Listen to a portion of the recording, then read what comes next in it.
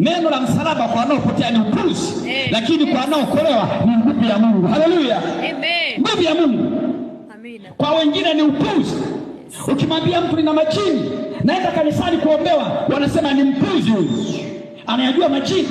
Unamwambia mtu nimelogwa, naenda kanisani nifanyiwe ibada, wanasema ni mpuzi huyu, kanisani atapata nini?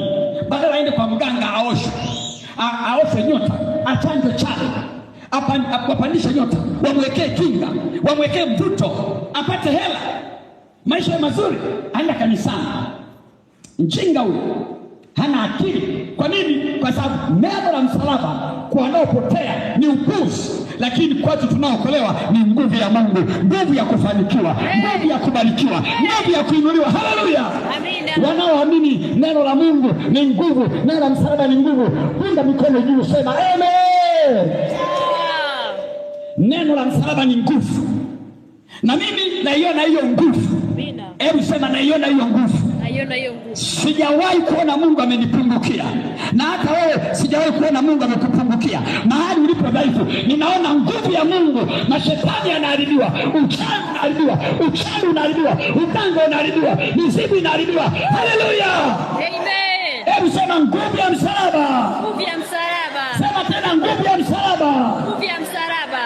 Wakala wa shetani anakuja mara moja, anapiga mara elfu, kwa sababu kuna nguvu ya msalaba. Amina. Wameweka vitu mbalimbali, lakini bado tunapenda. Sikiliza nikwambie, tulipoanza kupiga maombi, wakaja wachawi wakapasua chungu kwenye njia ya kuingia kanisani. Maana yake nini? Wanaloga njia, wanafunga watu wasije. Na kuambia hivi, funga zote bado watakuja, kwa maana njia ya msalaba ina nguvu kwa jina la Yesu. Msalaba wa Bwana ni moto. Nguvu ya msalaba ina uweza wa kupasua milima, wa kuyeyusha miamba, na tunasonga mbele kwa msaada wa Bwana, na tutafanya mambo makubwa. Kama unaamini sema amen. Amina.